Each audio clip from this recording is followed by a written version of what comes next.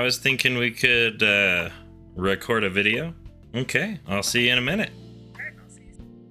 What? This is not what I was expecting. Do you want to talk about the Great Alone? I mean, yes, but this is not what I thought was going to be happening. Hello and welcome to LTM. I am Andrew Palmer and this is my wife Amanda, and we are here to talk about Kristin Hannah's The Great Alone. This is a book that I first read when it came out, and Andrew's book club just finished reading it, so we thought it would be interesting to review it together. Yeah, let's go ahead and get started. Amanda, you've met Voidy, right? You mean the thing attached to our window? Yes, I've met Voidy. Well, do you want to tell Voidy to set the scene? Sure. Voidy, please set the scene. Excellent. How about we do the summary? Fantastic. The Great Alone is a coming-of-age story about Leni Albright, whose father has just returned from Vietnam with PTSD. He's returned to a country that doesn't recognize his service, doesn't respect him, and he's finding it hard to fit in. So what does he do? He packs the whole family up and they head to Alaska. In it, Leni learns about various relationships, father-daughter relationships, mother-daughter relationships, as well as love relationships and what healthy relationships look like, what healthy relationships don't look like. One of the healthy relationships that Leni has is with Matthew Walker, the son of the grandson of the founders of the community. They're the only two children their age at the local school, and they bond over a love of literature and generally just being nerds. Which is a story Andrew and I know pretty well. Unfortunately, Matthew's family suffers some pretty devastating circumstances, and in trying to show kindness, Leni's mother, Cora, crosses a line in Leni's father's eyes, which leads to a particularly bad situation of domestic abuse. All of this leads to Tom Walker and Large Marge, the local general store owner and former attorney, kicking out Leni's father from the community every winter to go work on the pipeline.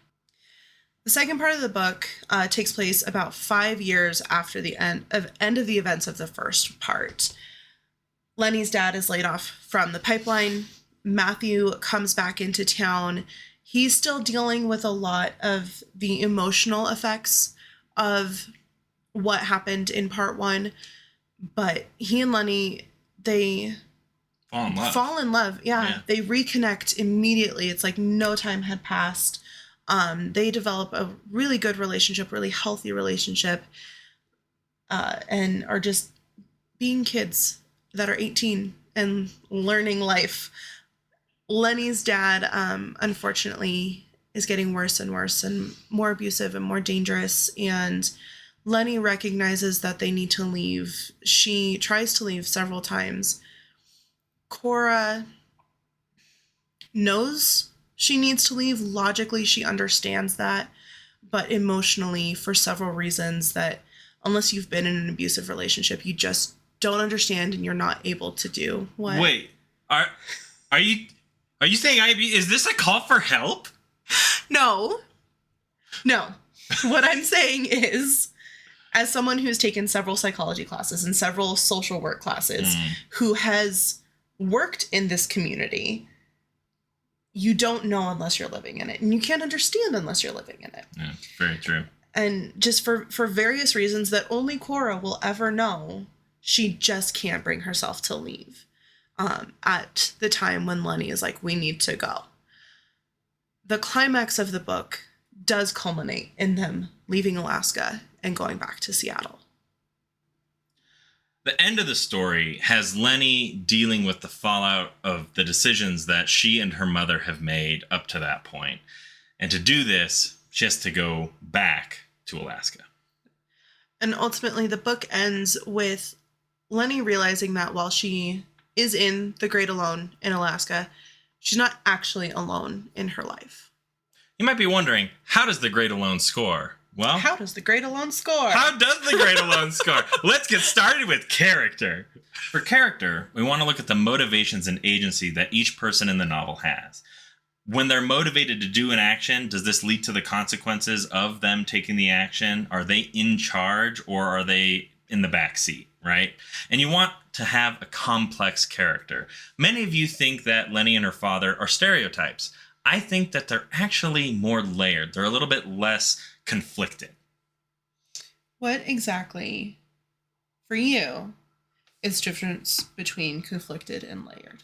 So a conflicted character has motivations that pull in opposite directions. Say a person wants to get married to this guy over here, but if they don't get married to this guy over here, they could have a huge raise at work. That is conflict, internal conflict they have to make a choice about what do they want. Whereas when you're layered, you might want to get married to this person over here and they have a lot of money. And so you both love them and you want their money. And therefore you have motivation to go down this route. It adds stakes to the choices that the character has. And quite frankly, I think the characters in this novel are very layered. And I think that this leads to some pretty strong characters. And I got to give to Kristin Hannah.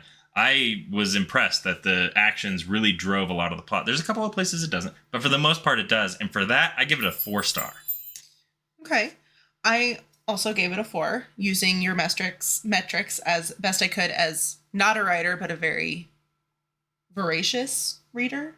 I mean, you've read like 60-something books this year. So yeah, I would say you're a voracious reader. Okay. I mostly gave it a 4 because I felt like the only underdeveloped character was actually Cora.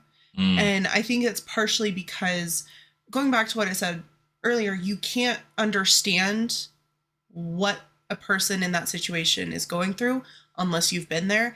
And I will not speak to Kristin Hannah, but it did not come across like she knew that situation. And so Cora, to me, felt slightly underdeveloped compared to Leni, who Kristin Hannah's been a teenage girl. She knows what that feels like. Compared to Ernst, Leni's dad, whereas Kristin Hannah grew up in the Vietnam era. She knew POWs. She knew Vietnam vets and was able to have that experience as a secondary person. She may have known victims of domestic violence. I would never dare to say that I know Kristin Hannah, although that would be amazing. But it did feel like Cora was slightly underdeveloped. Do you think that Cora's underdeveloped state in your eyes is driven by the fact that we don't have clear motivations for the actions that she takes? Because we see that there's a conflict, right? Yeah. She wants to protect her daughter, but she doesn't want to leave Leni's dad. But we don't really understand the motivations for why she's staying with Leni's dad. I mean, like, we get the protecting your daughter. Like, Absolutely. Any parent, you get it. But why would she continue to stay with the father? Like, we don't understand that motivation. And, like, is that I think that's extremely fair. Yeah, I think Kristin Hannah did a really good job at going into the background of a lot of the characters, including Cora's. But the background that she chose to give us, I don't think fully satisfied the reasoning behind Cora's decisions. So you gave it a 4. There we go. Let's get to the plot. You know, I gotta be honest. I think I actually made a mistake in the character section. You never. Oh, I never make mistakes, ever. That's why there's 1,000 takes here.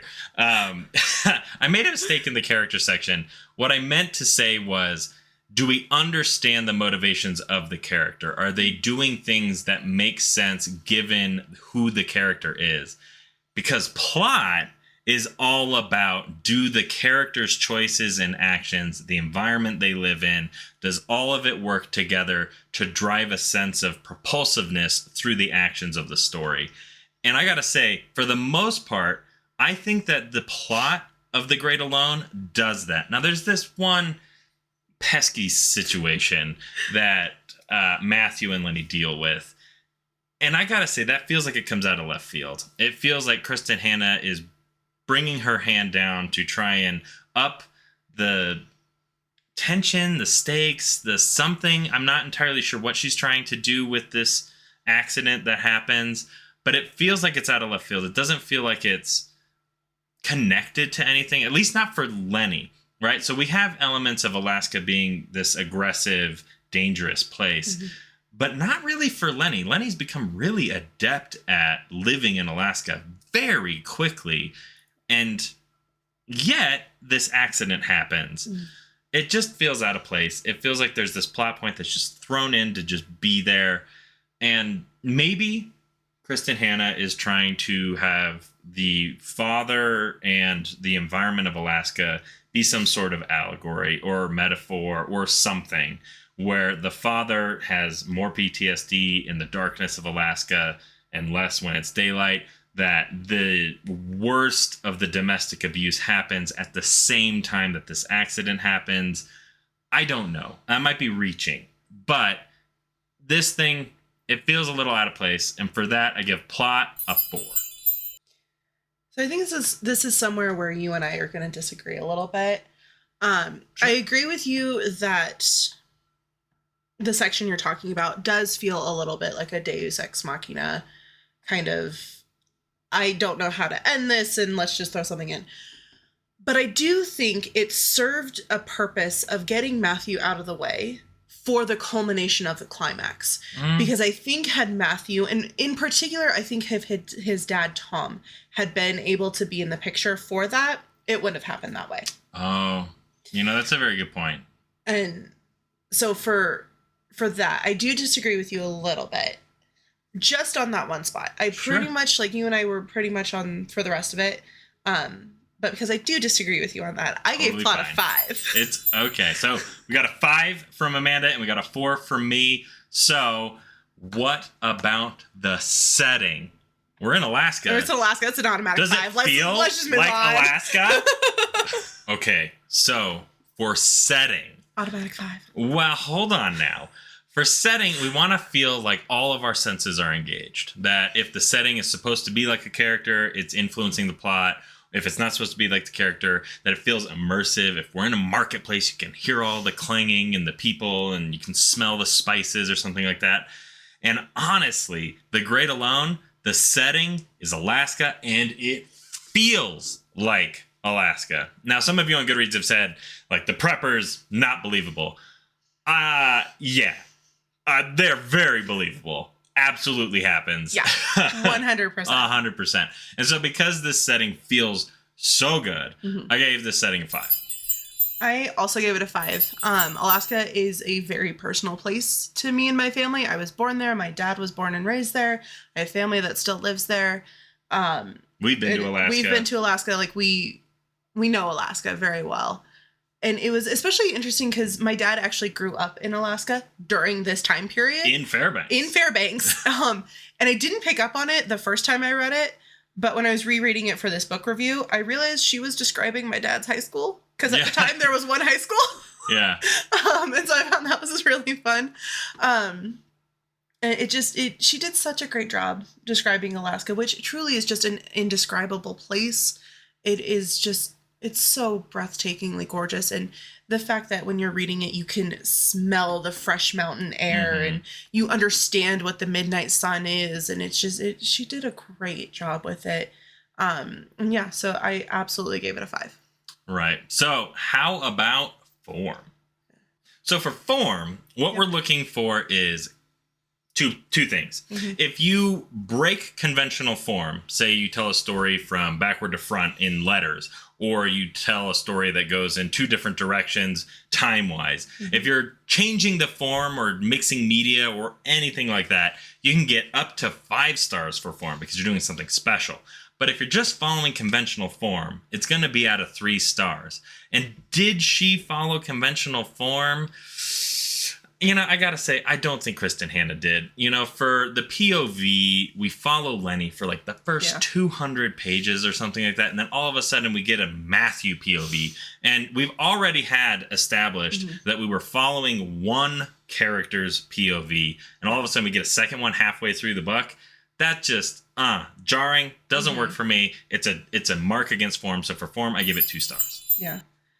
So when you finished the book, we were talking a little bit about it because we tend to debrief, whenever we finish a book.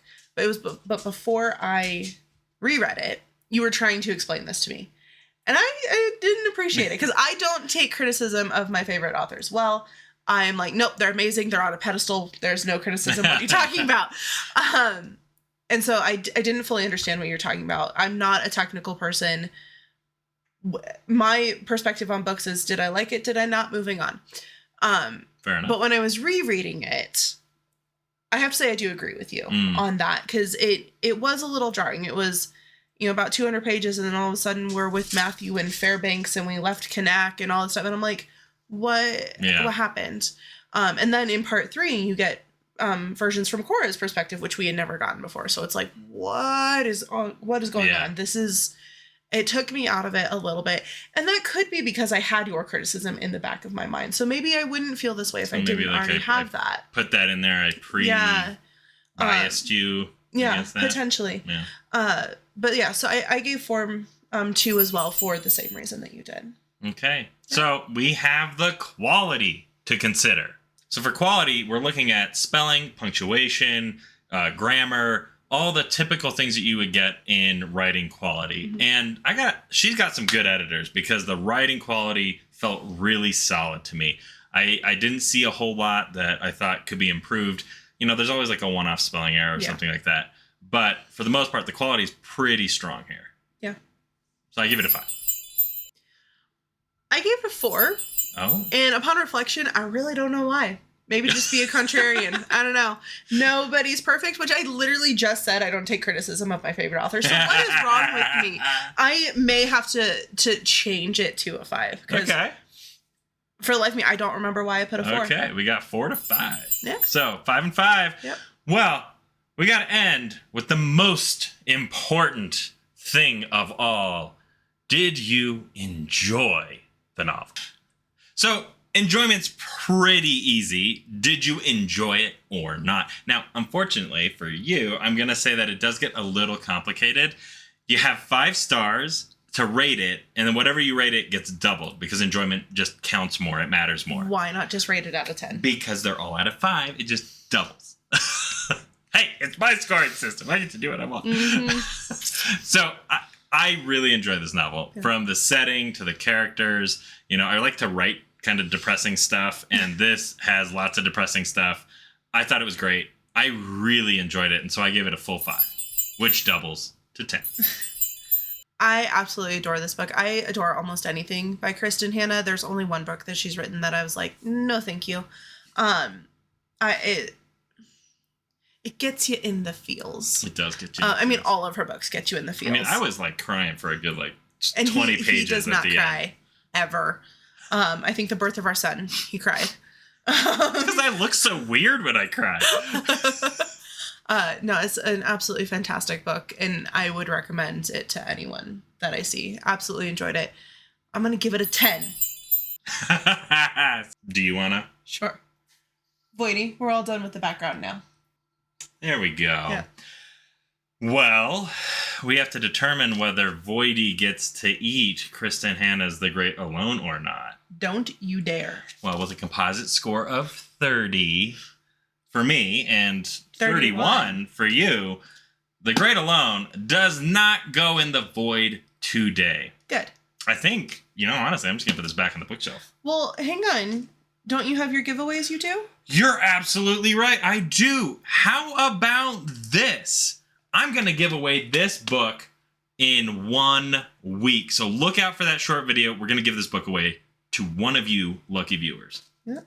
Don't forget to like and subscribe, and definitely leave comments if you want my wife Amanda back on the channel. I so want her to come back and do more videos for you.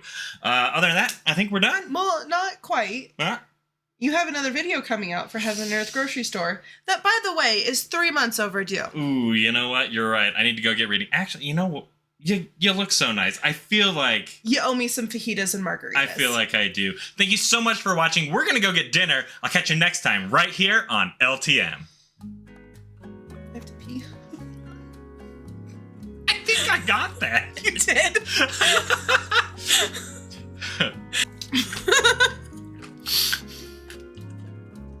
What was I thinking? Putting a mint in my mouth? What the... You know what I just realized is that in movies and television, there's like character or books too. There's characters who say tee-hee. And I would be one of those characters. Yeah. My laugh is tee-hee. Yeah. Mm-hmm. You would.